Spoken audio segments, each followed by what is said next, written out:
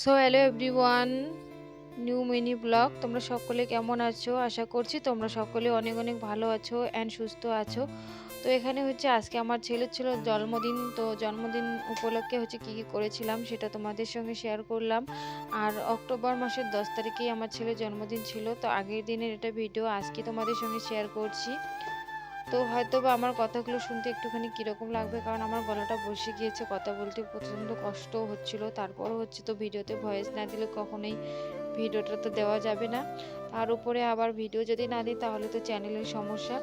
তো যাই হোক, তোমাদের সঙ্গে হালকা পাতলা একটুখানি শেয়ার করেছি। আর এইদিকে হচ্ছে ছেলের জন্য আমার কিছু বান্ধবী আর কি এসেছিলো, ওরা গিফট নিয়ে এসেছে, সেগুলো তোমাদের সঙ্গে শেয়ার করছি।